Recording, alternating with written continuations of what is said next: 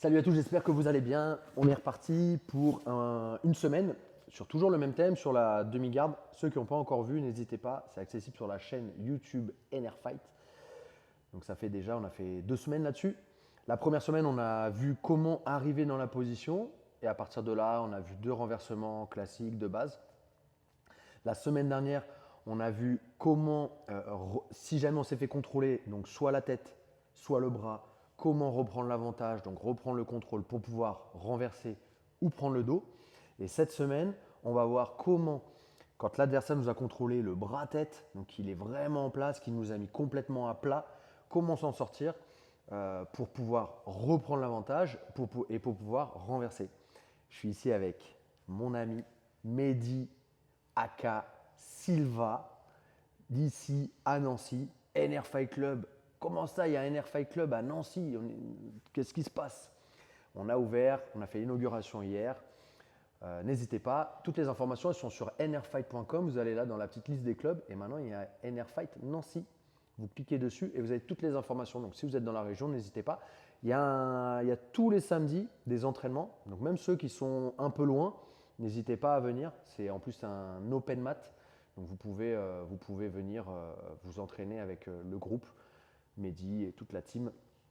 Voilà, il y a déjà 3, 4 ceintures noires ici. Il y a un gros niveau. Il y a plus d'une centaine déjà d'inscrits.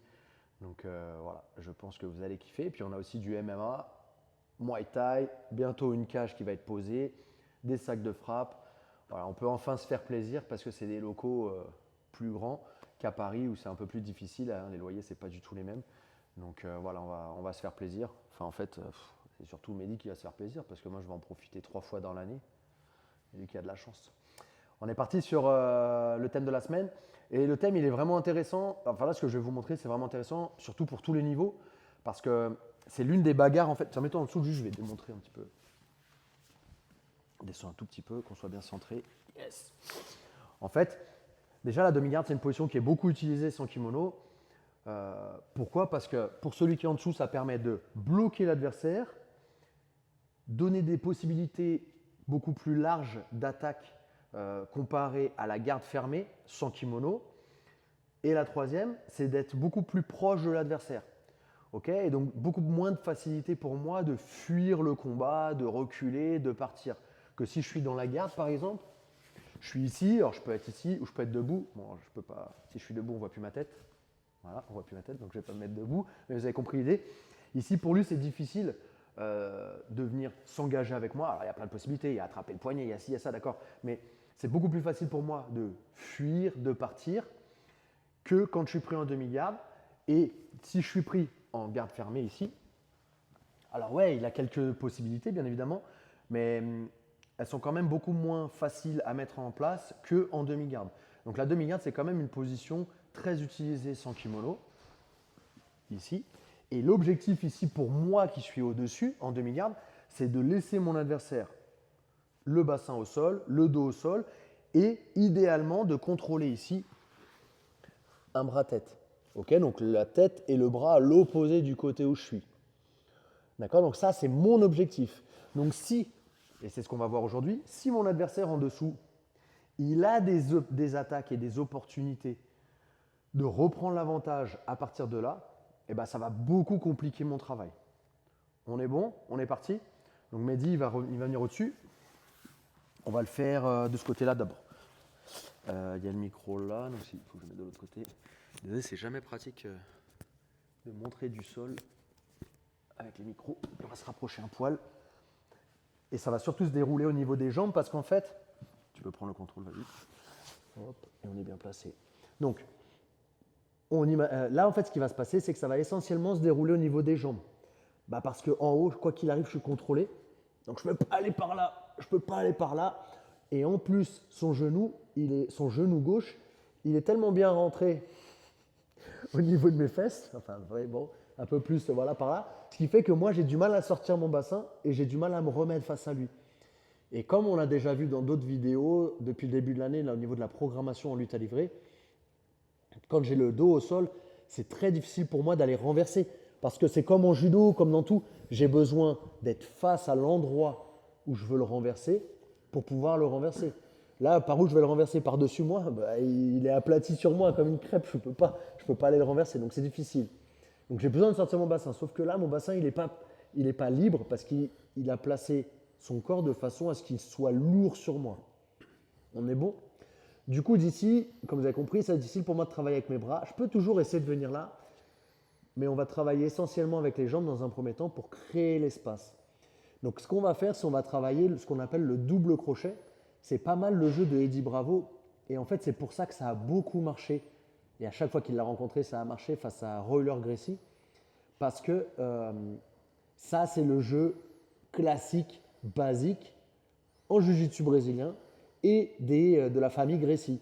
Arriver en demi-garde, prendre le contrôle, vas-y montre-nous, le pied sur la cuisse, hop, sortir le genou et prendre ou la position montée ou la position 100 kg.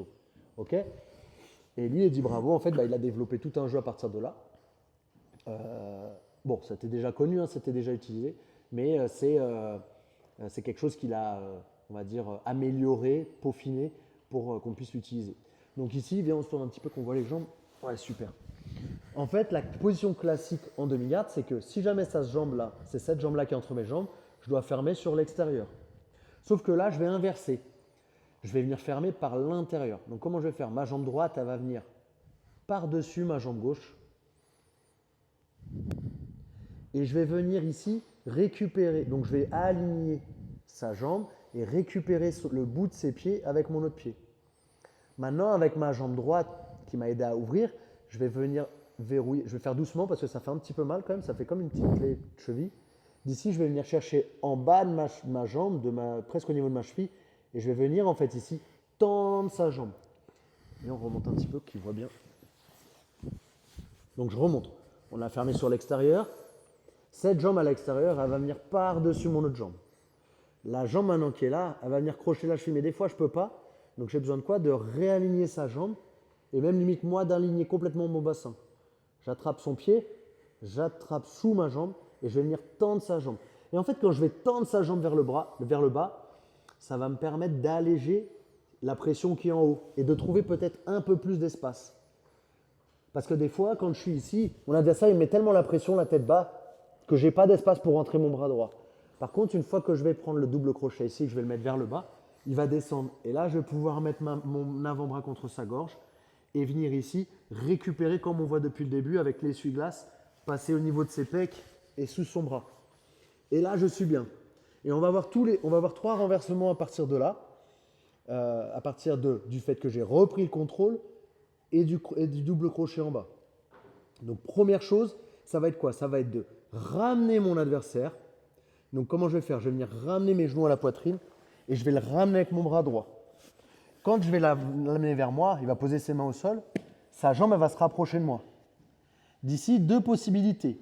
La première, c'est celle qu'on voit depuis le début, c'est de revenir à 4 pattes. Donc je vais venir descendre, mettre mon bassin à l'extérieur de son genou, attraper son bassin et sortir. Et quand je sors, on peut faire le travail qu'on a vu la semaine dernière pour prendre le dos. Encore une fois. Donc là, vous avez vu les jambes, je vais vous montrer maintenant la partie haute. Donc, encore un petit peu, et on descend un petit peu là-bas, descend un petit peu par là. Voilà, merci. Tac, donc je fais mon travail avec les jambes que vous avez déjà vu avant. Je vais venir le descendre. Vous avez vu, il descend tout de suite. Même s'il met beaucoup de pression, forcément, plus le mec au-dessus de moi, il est balèze, il a de la force, moins il y aura d'espace, mais il y en aura toujours un petit peu. Si jamais il n'y a pas assez d'espace, je peux rajouter cette main au niveau de l'aisselle ou de la côte pour l'envoyer un petit peu vers là-bas, pour trouver l'espace pour rentrer ma main sous sa gorge. De là, je viens faire comme un essuie-glace au niveau de ses pecs et je rentre mes bras. Maintenant, je vais venir le ramener avec mes genoux et essayer de garder toujours mon pied en contact avec son pied. D'ici, bras sous la jambe, je me mets de profil et là, je le garde bien vers l'avant, j'attrape son bassin, coude au sol et je remonte. Ça, c'est la numéro 1. La numéro 2, c'est la même situation ici, sauf que cette fois-ci, quand je l'ai ramené avec mes genoux, c'est ce qu'ils appellent l'électric chair, c'est quand je vais tendre ma jambe vers la droite là-bas. Donc je vais faire doucement parce que ça fait mal. Je garde bien sa jambe ici, je garde bien son bassin et je vais tendre mes jambes vers là-bas. Donc soit je peux rester ici et il va taper, ça fait comme un écartèlement ou ça peut même lui faire un écrasement au niveau du mollet. Donc soit je finalise ici, vas-y retape, super. Soit je pousse et je remonte. Comment je remonte? Je lâche surtout pas son pied. Je vais utiliser mon bras là et je vais utiliser mon autre bras. Je pose ma main au sol et là j'ai plus qu'à remonter. Donc soit je peux garder sa jambe. Je vais faire doucement, c'est bizarre. Ici et je peux venir tendre. Ou alors je lâche tout et je passe la garde. On va remontrer un petit peu plus proche de vous. On est là, j'ai pris mon double crochet, j'ai ramené. Et en fait, je vais venir l'envoyer là-bas. Soit d'ici, je garde sa jambe et je remonte et je peux continuer à faire la pression ici. Soit je remonte, je peux garder la demi-garde pour être sûr de prendre bien la position. Parce que comme vous le savez, sans kimono, ça glisse beaucoup, ça peut être dur. Les mecs du MMA, ils vont pousser vos têtes, ils vont essayer de se relever. Dans le scramble, là, au moment du renversement, des fois, il faut mieux s'assurer d'avoir un bon contrôle sur l'adversaire et de scorer un minimum de points plutôt que d'être trop gourmand et de perdre le contrôle ici. Et donc, quand je suis là, je peux le garder. Donc, ma main est derrière, je viens ici, je remonte. Ou alors, je lâche tout et je passe la garde. Et on descend un peu. Et je passe la garde. Et on arrive ici. OK. Dernière possibilité qu'on va voir. Et là, je vais vous remontrer les pieds parce qu'il y aura un petit travail au niveau des pieds. Et on va se mettre là. Super. C'est le même départ ici, sauf que cette fois-ci, quand j'ai levé sa jambe, je vais me mettre de profil et je vais aller crocheter son pied. Mon pied, je le laisse au sol. Et là, en fait, je mets déjà une petite tension sur son genou, mais je vais accentuer la tension en venant pousser avec mon bassin. Ici, je vais le renverser par là. Et souvent, l'erreur que les gens ils font, c'est d'essayer d'emmener directement là-bas. Mais c'est dur, sauf si j'ai l'avantage physique. Par contre, qu'est-ce que je vais faire là? Je vais venir pousser avec mon bassin en marchant. Jusqu'à ce qu'il commence à tomber. Dès qu'il commence à tomber, je peux lâcher sa jambe et je remonte en ayant bien mes appuis au sol pour pousser. Et j'arrive au-dessus. On remonte une fois. Comment je peux vous le montrer cette fois-ci? Là, on a montré les jambes. Je vous le montre avec... là, comme ça, c'est bien. Hop, j'ai ramené, j'ai récupéré son pied, j'ai mis mon pied au sol. Et de là, au lieu d'essayer de l'envoyer là-bas, surtout si je le fais avec Mehdi, ça va être compliqué, il va bien s'équilibrer. Par contre, dès que je vais commencer à marcher, je vais mettre un peu plus de pression et en fait, je vais le déséquilibrer. Ça, c'est un bon petit détail. D'ici, j'enlève ma jambe, je peux venir ici utiliser mon pied pour enlever. Je remonte, je garde bien, je viens en body lock et je garde le contrôle de mon adversaire. Je vous donne une petite technique bonus en plus qui marche bien et Mansour Barnaoui l'a fait beaucoup en MMA. C'est celle où vous allez déséquilibrer un peu l'adversaire. Moi, j'arrive pas à renverser. De là, il y en a lui, Mansour, il arrive à renverser. Moi, j'arrive pas encore à renverser. J'essaie de le travailler un peu à l'entraînement, mais j'y arrive pas. Par contre, ça me permet d'aller rentrer mon bras à l'intérieur. Je vous la montre, position bonus pour vous cette semaine. Donc pareil, demi-garde. Et en fait, mon adversaire, il me contrôle. Ok, attends, on va devoir tourner un peu. Et en fait, là, qu'est-ce qui va se passer? Qu'est-ce que je vais faire? Je vais venir, en fait, mettre mon pied sur mon pied. J'ai besoin de trouver de l'espace ici. Donc, si je le déséquilibre un peu par là, il va ouvrir un peu. Et donc, je vais faire quoi? Je mets mon pied sur mon pied et ça va m'aider à, quand je vais pousser ici, ça va me faire lever ma jambe. Et en plus de ça, je vais forcer avec mon genou vers l'intérieur. Exactement, et on arrive là. Je le remonte, comme ça, vous le voyez, après, je vous montre les bras. On est ici, je mets mon pied sur mon pied, et en fait, quand je vais appuyer ici, je vais aussi forcer avec mon genou vers l'intérieur pour le déséquilibrer par là. Lui, Mansour, il met sa main sur la hanche, et il arrive à remonter. Moi, j'y arrive pas. Donc, je préfère me concentrer sur ce que je sais déjà faire, et travailler aussi les trucs que j'arrive pas à faire quand je m'entraîne avec des gens un peu moins gradés que moi. Donc là, d'ici, je viens bloquer le bras, je viens forcer, et vous allez voir, en fait, Mehdi, il est obligé d'aller un peu se décaler par là. Quand il fait ça, je vais venir passer exceptionnellement mon bras devant. Ça va être difficile pour lui de prendre une kimura inversée ici. Ok, si jamais je suis là, tu fais doucement. Si jamais je suis là et que je passe devant son visage, qu'est-ce qui peut se passer? Exactement. Ah, donc ça, à faire que quand vous le déséquilibrez ici. Boum, il n'aura pas l'occasion. Et au pire des cas, si je sens qu'il est un peu gourmand, au moment où il est là, je peux garder son bras ici pour qu'il n'y arrive pas. Je passe mon bras devant, je le laisse revenir. Bras sous l'aisselle, je le lève Et on se retrouve dans les positions qu'on a vues juste avant. Ok? Donc ça, c'est tous les petits travaux, toutes les petites techniques que vous pouvez faire. Bien évidemment, si vous en connaissez d'autres, vous pouvez les faire. Si Mehdi, il en connaît d'autres dans son club à Nancy, ici, NRfight Nancy, bien évidemment, vous pourrez les travailler. D'ailleurs, est-ce que tu n'en as pas une à nous montrer, Mehdi? Tiens, de là, une petite compression, ça pourrait être sympa, non? Tu nous l'expliques? Allez. On se met, mets-toi là, comme ça je te montre. Ah, tu fais doucement, je te connais déjà, ça va faire mal. Non. Ah, là, je suis en demi-garde normale, comme tout le monde, sauf que là, je vais me mettre sur le dos et je vais inverser ma demi-garde. Je contrôle là. Ouais. Là, je vais inverser ma demi-garde au lieu d'être comme ça. Je vais rentrer à l'intérieur et changer. Ouh là là, ça va Les se jambes. Et on se rapproche un peu, comme ça ils nous voient bien. Une fois que je suis comme ça, vous mettez bien l'os dans le creux. On fait attention à la guillotine parce que si on est là, bon, on peut se faire finaliser, c'est pas top. Ah, je suis lent quand même. Donc je contrôle. Ouais, mais En bon. vrai, regarde si je fais ça. Non, parce que quand je vais venir ici là pour m'aider, là, tu peux me finaliser. Donc je fais attention. Donc c'est soit on contrôle le biceps, soit on passe en dessous. Là, avec ma jambe, ce que je vais faire, c'est que je vais aller chercher son pied et ramener vers moi. Si vous voulez vous aider, on peut prendre le tibia. J'ai pas de danger là. Il n'y a plus de danger. Donc faites attention, tu peux prendre aussi le matanion, regarde. Oh, mais Hein, là, je suis loin en fait. Là. là, il peut m'avoir. Donc toujours attention, menton, je cache. Je vais chercher son tibia, je rentre ma jambe et je ferme en triangle. Et là, c'est l'os qui va rentrer dans le mollet. Et j'appuie.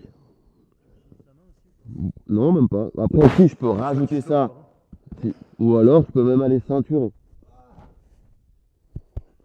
C'est un peu comme le cache-nisseur que tu fais. Vas-y, refais une fois. Donc je suis en demi-garde, On normal. se rapproche du coup, comme il n'y a pas trop de mouvement. Voilà, super, comme ça ils vont bien voir. Là. Je suis en demi-garde. J'inverse la position de mes jambes. Je change mon plan de côté. Et en plus, ça, pour celui qui est au-dessus, il peut se dire qu'il n'y a pas vraiment de danger parce que comme tu as inversé là-bas, le mec il se dit, ah, je suis bien là. À part avec moi, je peux pas faire grand chose et encore. Je vais chercher sa jambe. Je fais attention à son bras. Je vais aller chercher sa jambe. Je peux aller tenir son tibia pour aller verrouiller mon triangle. Je positionne bien mon pied sur le mollet. Et là, l'objectif, c'est que l'os de mon tibia rentre bien dans son mollet. Juste à contracter. Voilà, si je veux prendre le pied, je tire. Ou alors tout simplement, je vais saisir la taille en 10 doigts. Je colle pour pas qu'il puisse bouger. J'ai des petits mollets, donc ça, là, c'est saillant.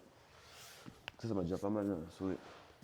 Quand c'est des mecs lourds qui contrôlent et que j'ai pas le choix de sortir. Je savais que c'était pas une bonne idée de lui laisser montrer ça.